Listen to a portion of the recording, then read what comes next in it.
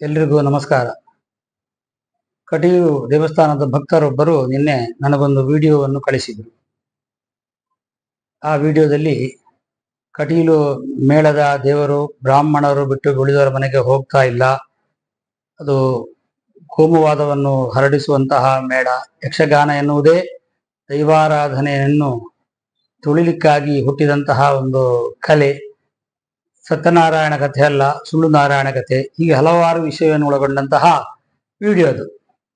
ಈ ವಿಡಿಯೋ ಯಾರದ್ದು ಎನ್ನುವಂತಹ ಮುಖಪರಿಚಯ ಇಲ್ಲದ ಕಾರಣ ಇದನ್ನು ವಿಚಾರಿಸುವಾಗ ನವೀನ್ ಸೂರಿಂಜೆ ಎನ್ನುವರು ಈ ವಿಡಿಯೋವನ್ನು ಒಂದು ಕಾರ್ಯಕ್ರಮವೊಂದರಲ್ಲಿ ಹೇಳಿದ್ದಾರೆ ಅನ್ನೋದು ವಿಷಯ ಗೊತ್ತಾಯಿತು. ನವೀನ್ ಸೂರಿಂಜೆ ಹೇಳಿದ ಕೂಡಲೇ ಭಕ್ತಾದಿಗಳಿಗೆ ದೊಡ್ಡ ವಿಷಯ ಆಗುವುದಿಲ್ಲ. ಯಾಕಂದ್ರೆ ಅವರು ಎಲ್ಲ ಹಿಂದೂ ವಿರೋಧಿ ಒಂದು ಸ್ಟೇಟ್ಮೆಂಟ್ಗಳನ್ನು ಕೊಡುವುದರಲ್ಲೇ ಪ್ರಸಿದ್ಧರು. ಅದರಿಂದ ಇದಕ್ಕೆ ತಲೆ ಕೆಡಿಸಬೇಡಿ ಅಂತಲೂ ಕೆಲವರು ನನಗೆ ಬುದ್ಧಿವಾದವನ್ನು ಹೇಳಿದವರು ಇದ್ದಾರೆ. ಆದರೆ ಗೊತ್ತಿಲ್ಲದ ಭಕ್ತರಿಗೆ ಸತ್ಯವನ್ನು ತಿಳಿಸಬೇಕು ಅನ್ನೋ ಉದ್ದೇಶಕ್ಕೋಸ್ಕರ ನಾನು ಈ ಮಾತನ್ನು ಹೇಳ್ತಾ ಇದ್ದೇನೆ.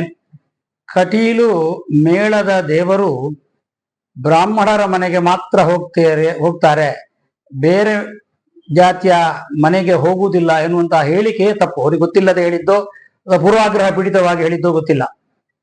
ಕಟೀಲು ದೇವರು ಹೇಳಿದ್ರೆ ಸಾತ್ವಿಕವಾದಂತಹ ದೇವರು.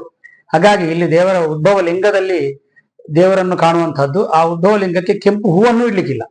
ಹಾಗಿದ್ದ ಕಾರಣ ಸಸ್ಯಾಹಾರ ಮಾಂಸಾಹಾರ ಎನ್ನುವಂತಹ ವಿಚಾರದಲ್ಲಿ ದೇವರು ಹೋಗುವುದಿಲ್ಲ ಎನ್ನುವಂತಹ ವಿಷಯದಲ್ಲಿ ನಿರ್ಣಯ ಆದದ್ದು.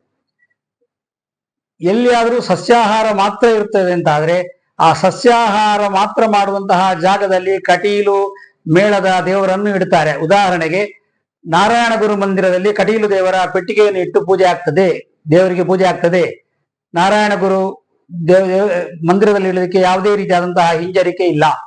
ಅದೇ ರೀತಿಯಾಗಿ ಎಲ್ಲಿ ಬ್ರಾಹ್ಮಣೇತರರು ಇರ್ತಾರೆ, ಅವರು ಮಾಂಸ ತಿನ್ನದೇ ಇರುವಂತಹ ಮನೆ ಆಗಿದ್ರೆ, ಅವರು ಮಾಂಸವನ್ನು ಬಿಟ್ಟಿದ್ದಾದ್ರೆ ಅವರ ಮನೆಯಲ್ಲೂ ದೇವರನ್ನು ಇಡ್ತೇವೆ. ಉದಾಹರಣೆಗೆ ಪೆರುಮುದ ಭುಜಂಗ ಶೆಟ್ಟರು ಅಂತಿದ್ರು, ಅವರ ಮನೆಯಲ್ಲಿ ಮಾಂಸಾಹಾರವನ್ನೇ ಉಪಯೋಗಿಸ್ತಾ ಇರಲಿಲ್ಲ. ಅಲ್ಲಿ ಪೆಟ್ಟಿಗೆ ಇಡ್ಲಿಕ್ಕೆ ದೇವಸ್ಥಾನದಿಂದ ಅನುಮತಿಯನ್ನು ಕೊಟ್ಟಿದ್ದೇವೆ, ಅಲ್ಲಿ ದೇವರ ಪೂಜೆ ಆಗಿದೆ. ಯಾವುದೇ ಬ್ರಾಹ್ಮಣೇತರರ ಮನೆಯಲ್ಲಿ ಮಾಂಸಾಹಾರ ತಿನ್ನುವುದಿದ್ರೆ ಅವರ ತುಳಸಿ ಕಟ್ಟೆಗೆ ಯಾವುದೇ ದೋಷ ಇಲ್ಲ ಅಂತ ಹೇಳಿ ತುಳಸಿ ಕಟ್ಟೆ ಹತ್ರ ನಾಯಿ ಅಥವಾ ಕೋಳಿ ಬರದ ಹಾಗೆ ವ್ಯವಸ್ಥೆ ಮಾಡಿಕೊಟ್ರೆ ಅಲ್ಲಿ ಕಟೀಲು ದೇವರ ಮೇಳದ ಪೂಜೆ ನಡೆಯುತ್ತದೆ. ಅದೇ ರೀತಿಯಾಗಿ ಮಾಂಸಾಹಾರ ತಿನ್ನುವ ಮನೆಯಲ್ಲೂ ಸಹ ಅವರು ವಾಸ್ತು ಇತ್ಯಾದಿಗಳನ್ನು ಮಾಡಿದ್ದ ಹೌದು ಅಂತಾದ್ರೆ ಅಲ್ಲಿ ನಾವು ದೇವರನ್ನಿಟ್ಟು ಪೂಜೆ ಮಾಡ್ತೇವೆ. ಉದಾಹರಣೆಗೆ ಆನಂದ ಡಿ ಸಾಲಿಯಾನ್ ಅಂತ ಕಿನ್ನಿಗೋಳಿಯಲ್ಲಿದ್ದಾರೆ. ಅವರು ದಲಿತರು ಒಂದು ಪಂಗಡಕ್ಕೆ ಸೇರಿದಂತಹ ಒಬ್ರು ವ್ಯಕ್ತಿ. ಅವರ ಮನೆಯಲ್ಲೇ ದೇವರು ಇಡ್ತಾರೆ. ಯಾಕಂದ್ರೆ ಅವರು ವಾಸ್ತು ಮಾಡಿ ಶುದ್ಧ ಮಾಡಿಕೊಂಡು ದೇವರು ಇಡ್ಲಿಕ್ಕೆ ಬೇಕಾದಂತಹ ವ್ಯವಸ್ಥೆ ಮಾಡಿಕೊಡ್ತಾರೆ. ಹಾಗಾಗಿ ಕಟೀಲು ಮೇಳದ ದೇವರನ್ನು ಇಡುವ ವಿಚಾರದಲ್ಲಿ ಸಸ್ಯಾಹಾರ ಮಾಂಸಾಹಾರ, ಸಾತ್ವಿಕ ಆಹಾರ, ಸಾತ್ವಿಕ ಅಲ್ಲದೆ ಇರತಕ್ಕಂತಹ ಆಹಾರ ಎನ್ನುವಂತಹ ವಿಭಾಗದಲ್ಲಿ ವಿಂಗಡಿಸಿಕೊಂಡು ದೇವರು ಇಡತಕ್ಕಂತಹ ವ್ಯವಸ್ಥೆಯನ್ನು ಮಾಡಲಾಗಿದೆ. ಇನ್ನೊಂದು ವಿಷಯ, ಬ್ರಾಹ್ಮಣರ ಮನೆಯಲ್ಲಿಯೂ ಸಹ ಆಚಾರ ಇಲ್ಲದಿದ್ರೆ ಅಂತಹ ಜಾಗದಲ್ಲಿ ನಾವು ದೇವರ ಪೂಜೆಯನ್ನು ಮಾಡುವುದಿಲ್ಲ. ಹಾಗಾಗಿ ಅದು ಜಾತೀಯತೆಗೆ ಸಂಬಂಧಪಟ್ಟಂತಹ ಒಂದು ಮೇಳ ಎನ್ನುವಂತಹ ಒಂದು ಕಲ್ಪನೆ ಸರಿಯಾದದ್ದಲ್ಲ ಅಂತ ಭಕ್ತಾದಿಗಳಿಗೆ ಈ ಮೂಲಕವಾಗಿ ನಾವು ತಿಳಿಯಪಡಿಸ್ತೇನೆ. ಅದರೊಂದಿಗೆ ಅವರು ಹೇಳುವಾಗ ಏನು ಹೇಳಿದರೆ, ಇದು ಕೋಮುವಾದವನ್ನು ಹರಡುವಂತಹ ಒಂದು ಮೇಳ ಅಂತ ಹೇಳಿದ್ದಾರೆ. ಕೋಮುವಾದ ಹರಡಲಿಕ್ಕೆ ನಮ್ಮ ಕಟೀಲು ಮೇಳದಲ್ಲಿ ಪೌರಾಣಿಕವಾದ ಕಥೆಯನ್ನು ಬಿಟ್ಟರೆ ಬೇರೆ ಕಥೆ ಆಡೋದೇ ಇಲ್ಲ. ಪೌರಾಣಿಕವಾದಂತಹ ಕಥೆಯಲ್ಲಿ ಕೋಮುವಾದ ಬರಲಿಕ್ಕೆ ಸಾಧ್ಯವೇ ಇಲ್ಲ. ಯಾಕೆಂದ್ರೆ ಬಹಳ ಹಿಂದಿನಲ್ಲಿ ಹಾಗೆ ಆ ಸಂದರ್ಭದಲ್ಲಿ ಕೋಮುವಾದ ಎನ್ನುವಂತಹ ಒಂದು ಪ್ರಶ್ನೆ ಉದ್ಭವಿಸಲಿಲ್ಲ. ಯಾಕೆಂದ್ರೆ ರಾಮಾದಿ ದೇವರು ಬಿಟ್ಟರೆ ಬೇರೆ ದೇವರುಗಳ ಕಲ್ಪನೆ ಇಲ್ಲದೆ ಇರತಕ್ಕಂತಹ ಯುಗ.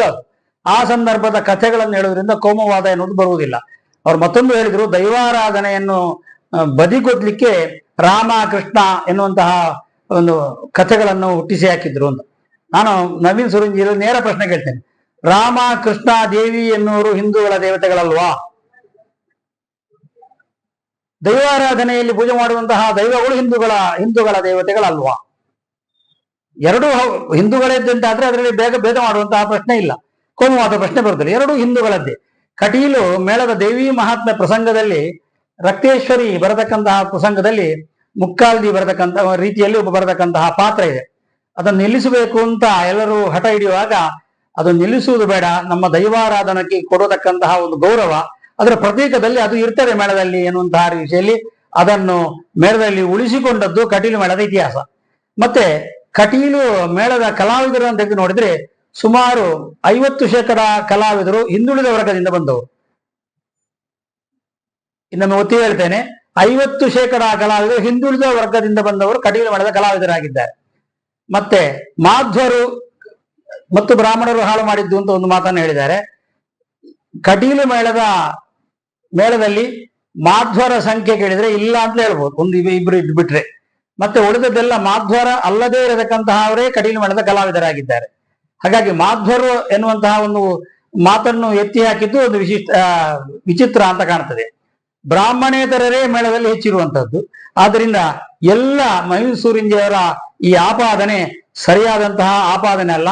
ಮತ್ತು ಇನ್ನೊಂದು ವಿಷಯ ಹೇಳಬೇಕು, ಕಟೀಲು ಮೇಳದ ಆಟವನ್ನು ಕ್ರಿಶ್ಚಿಯನ್ ಬಾಂಧವರು ಆಡಿಸ್ತಾರೆ, ಮುಸ್ಲಿಂ ಬಾಂಧವರು ಆಡಿಸ್ತಾರೆ. ಹಲವಾರು 10 ಸಂವತ್ಸರ ಆಟದಲ್ಲಿ ಕ್ರಿಶ್ಚಿಯನರ ಅಧ್ಯಕ್ಷರಾದಂಥದ್ದು ನಮಗೆ ಉದಾಹರಣೆಯ ಕಾಣಲಿ ಸಿಗ್ತದೆ. ಹಲವು ವರ್ಷಗಳಿಂದ ಜಪಮಜುಲದ ಆಟದಲ್ಲಿ ಕ್ರಿಶ್ಚಿಯನ್ ಅವರೇ, ಅಶೋಕ್ ಎನ್ನುವರೇ ಅಧ್ಯಕ್ಷರಾಗಿದ್ದಾರೆ. ಅದು ಈಗಲೂ ನಡೀತಾ ಇರತಕ್ಕಂಥ ವ್ಯವಸ್ಥೆ. ಆದ್ದರಿಂದ ಯಾವುದೇ ಕೋಮುವಾದವನ್ನು ಹರಡುವಂತಹ ಮೇಳ ಅಲ್ಲ. 10 ಸಂವತ್ಸರ ಆಟವೇ ಕಟೀಲು ಮಾಡೋದು ಹೆಚ್ಚಾಗುತ್ತೆ. 10 ಸಂವತ್ಸರ ಹೇಳಿದ್ರೆ ಇಡೀ ಊರಿ ಸೇರಿ ಮಾಡತಕ್ಕಂಥ ಆಟ.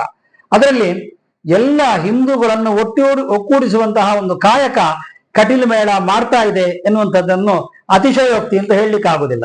ಇನ್ನೊಂದು ಬಹಳ ದೊಡ್ಡ ಒಂದು ಆರೋಪ ಮಾಡಿದ್ರು, ಸತ್ಯನಾರಾಯಣ ಪೂಜೆ ಅಲ್ಲ, ಅದು ಸುಳ್ಳು ನಾರಾಯಣ ಪೂಜೆ.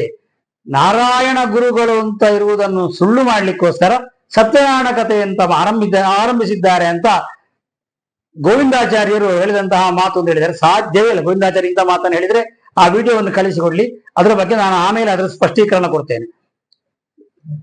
ನಾರಾಯಣ ಗುರುಗಳು ನಮ್ಮ ಕೇರಳ, ಕರ್ನಾಟಕ, ಈಗ ಮಹಾರಾಷ್ಟ್ರ ಇತ್ಯಾದಿಗಳಲ್ಲಿ ಇದ್ರೂ ಸಹ ನಮ್ಮ ಈ ಸತ್ಯನಾರಾಯಣ ಕಥೆ ಎನ್ನುವುದು ಕಾಶ್ಮೀರದಿಂದ ಕನ್ಯಾಕುಮಾರಿವರೆಗೆ ಇವತ್ತಿಗೂ ನಡೆಯತಕ್ಕಂತಹ ಒಂದು ದೇವರ ಆರಾಧನಾ ಸ್ವರೂಪ, ಬರೀ ನಮ್ಮ ಕರಾವಳಿಯಲ್ಲಿ ಆಗುವುದಲ್ಲ. ಆದ್ದರಿಂದ ಅಂತಹ ತಪ್ಪು ಕಲ್ಪನೆಯನ್ನು ಜನರಿಗೆ ದಯವಿಟ್ಟು ಕೊಡಬೇಡಿ ಅಂತ ಈ ಮೂಲಕ ಹೇಳ್ತೇನೆ. ಸತ್ಯನಾರಾಯಣ ಸತ್ಯ ಎನ್ನುವುದಕ್ಕೆ ಏನರ್ಥ ಅಂತ ಕೇಳಿದ್ರೆ, ಶಶ್ವತಿ ಏಕ ಪ್ರಕಾರೇಣ ತಿಷ್ಠತಿ ತತ್ ಸತ್ಯಂ ಎನ್ನುವಂತಹ ವ್ಯಾಖ್ಯಾನ ಕೊಟ್ಟಿದ್ದಾರೆ. ಒಂದೇ ಲೆಕ್ಕ ಇರುವುದು ಅದು ಸತ್ಯ ಅಂತ ಅರ್ಥ. ನಾರಾಯಣ ಯಾವ ಕಾಲದಲ್ಲೂ ವ್ಯತ್ಯಾಸವಾಗದೇ ಇರತಕ್ಕಂತಹ ದೇವರು ಹೇಳಿದ ಎಲ್ಲ ದೇವರು ಹಾಗೆ ಯಾವುದೇ ರೀತಿಯಾಗಿ ವ್ಯತ್ಯಾಸವಾಗದಂಥದ್ದು ಏನು ಅದನ್ನು ಶಾಶ್ವತ ಅಂತ ಕರೀತೇವೆ ನಾವು. ಆ ಶಾಶ್ವತವಾಗಿ ಒಂದೇ ಲೆಕ್ಕ ಇರತಕ್ಕಂಥದ್ದು ಏನು ಸತ್ಯ ಅಂತ ಹೆಸರು. ಹಾಗಾಗಿ ದೇವರಿಗೆ ಸತ್ಯ ಅಂತ ಹೆಸರುಂಟು, ಸತ್ಯ ನಾರಾಯಣ ಅಂತ 2 ಹೆಸರು ಒಟ್ಟು ಬರ್ಬೋದು. ರಾಮಕೃಷ್ಣ ಅಂತ ಹೆಸರು ಇಡುವಂಥದ್ದು ನಾವು ಎಷ್ಟೋ ನೋಡ್ತೇವೆ. ನನ್ನ ಹೆಸರೇ ಶ್ರೀಹರಿ ನಾರಾಯಣದಾಸ ಅಂತ, ಶ್ರೀಹರಿ ಇದೆ, ನಾರಾಯಣ ಇದೆ. ಹಾಗಾಗಿ ದೇವರಿಗೆ 2 ಹೆಸರನ್ನು ಹೇಳಿ ಕರಿಬಾರದು ಅಂತ ಎಲ್ಲಿಯೂ ಇಲ್ಲ. ಕೃಷ್ಣನ್ ಹೇಳಿದಾನೆ, ಸತಾಂ ಹಿತಮತ್ಯಂತಂ ತತ್ ಸತ್ಯಂ ಇತಿ ಕಥ್ಯತೆ. ಸಜ್ಜನರಿಗೆ ಹಿತವಾಗುವುದೆಲ್ಲ ಸತ್ಯ. ಸತ್ಯನಾರಾಯಣ ಕಥೆಯನ್ನು ತೆಗೆದು ನೋಡಿದ್ರೆ ಸಜ್ಜನರಿಗೆ, ಯಾರು ದೇವರನ್ನು ನಂಬ್ತಾರೆ ಅವರಿಗೆ ಒಳ್ಳೇದಾಗತಕ್ಕಂತಹ ಕಥೆಯೇ ಅದರಲ್ಲಿ ಇರುವುದರಿಂದ ಅದಕ್ಕೆ ಸತ್ಯನಾರಾಯಣ ಕಥೆ ಅಂತ ಹೆಸರನ್ನಿಟ್ಟಿದ್ದಾರೆ. ಆದ್ದರಿಂದ ಎಲ್ಲ ಭಕ್ತಾದಿಗಳಿಗೆ ವಿನಂತಿ, ನವೀನ್ ಸೂರಿಂಜಿ ಅವರು ಹಿಂದೂಗಳನ್ನು ಒಡೆಯುವುದಕ್ಕೆ ಹಲವಾರು ರೀತಿಯಾದಂತಹ ಪರಿಕ್ರಮಗಳನ್ನು ಮಾಡ್ತಾರೆ. ಅದರೊಟ್ಟಿಗೆ ಇದು ಒಂದು ವಿಡಿಯೋ, ಅದರಲ್ಲಿಯೂ ಕಟೀಲು ದೇವಸ್ಥಾನವನ್ನು ಒಂದು ಟಾರ್ಗೆಟ್ ಮಾಡಿಕೊಂಡು ಇದನ್ನು ಮಾಡಿದ್ದಾರೆ. ದಯವಿಟ್ಟು ಇದನ್ನೆಲ್ಲ ನಂಬಬೇಡಿ. ಯಾವುದೇ ಸ್ಪಷ್ಟೀಕರಣ ಇದ್ರೂ ದೇವಳದಲ್ಲಿ ನೇರವಾಗಿ ಕೇಳಿ, ಅದಕ್ಕೆ ಬೇಕಾದಂತಹ ಉತ್ತರವನ್ನು ದೇವಸ್ಥಾನದಿಂದಲೇ ನೀಡಲಾಗ್ತದೆ. ಎಲ್ಲರಿಗೂ ನಮಸ್ಕಾರ.